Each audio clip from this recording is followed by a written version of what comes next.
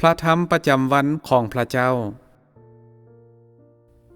สาเหตุต้นต่อของอุปนิสัยที่เสื่อมทราม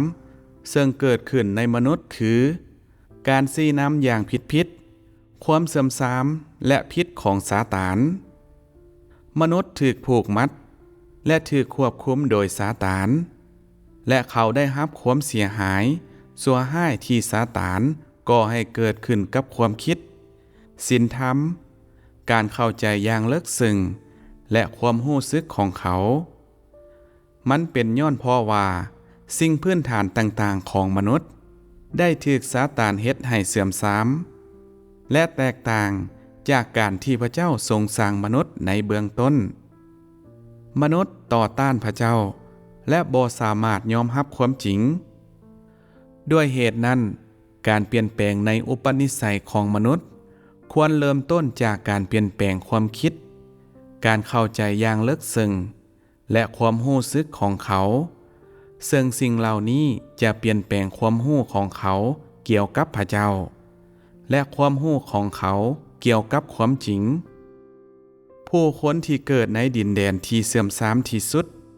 แม่นยิ่งบ่รู้ถึงสิ่งที่พระเจ้าเป็นหรือแม่นหยังคือความหมายในการเชื่อพระเจ้า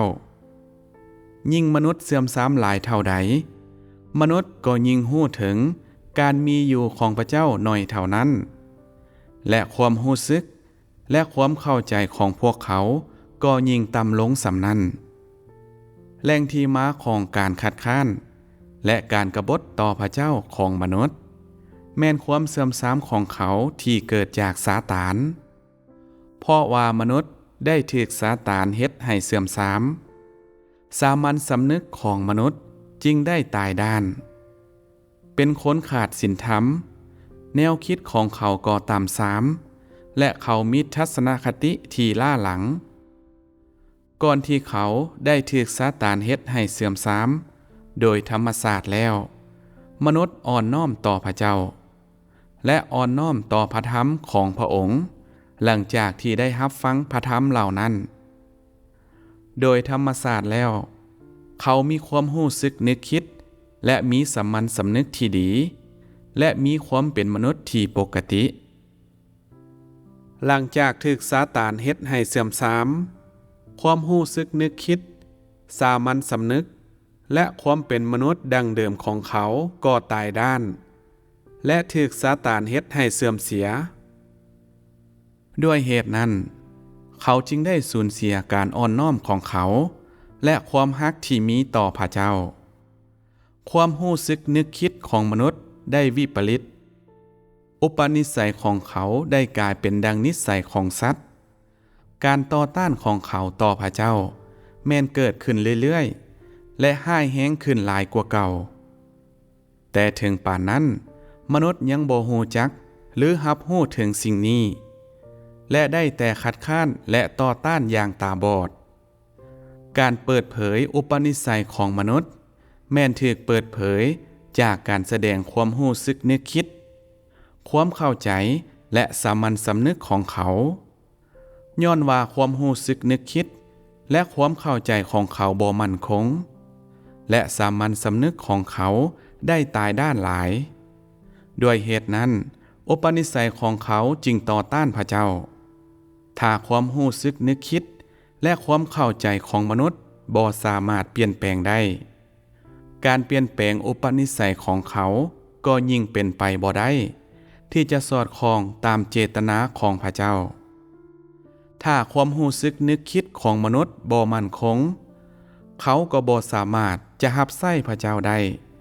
และบ่เหมาะสมที่จะให้พระองค์ใช้ความรู้สึกนึกคิดที่ปกติหมายถึงการอ่อนน้อมและการสัตย์ซื่อต่อพระเจ้าการแสวงหาพระเจ้าการมีความแน่นอนต่อพระเจ้าและการมีสามัญสำนึกต่อพระเจ้ามันหมายถึงการมีหัวใจและแนวคิดเดียวต่อพระเจ้าและการบ่ได้ตั้งใจต่อต้านพระเจ้าผู้คนที่มีความรู้สึกนึกคิดที่ผิดปกติจะบ่เป็นแนวนี้เนื่องจากว่ามนุษย์ถูกซาตานเฮ็ดให้เสื่อมทรามเขาได้สร้างมโนภาพเกี่ยวกับพระเจ้า และเขาบ่มีความจงรักภักดีหรือบ่มีการแสวงหาพระเจ้าแห่งไกที่เขาจะมีสามัญสำนึกต่อพระองค์มนุษย์แม่นต่อต้านและตัดสินพระเจ้าโดยเจตนาและยิ่งไปกว่านั้นยังกล่าวหมิ่นประมาทลับหลังพระองค์มนุษย์ฮู้ดีว่าพระองค์ทรงเป็นพระเจ้าแต่ถึงปานนั้นก็ยังตัดสินพระองค์ลับหลังมนุษย์บ่มีเจตนาอ่อนน้อมต่อพระเจ้าและเพียงแต่เรียกร้องและห้องขอจากพระองค์แบบบ่มื้นหูมื้นตาคนดังกล่าวนั่นก็คือคนที่มีความรู้สึกนึกคิดผิดปกติแม่นบ่สามารถฮู้พฤติกรรมที่น่ารังเกียจของตน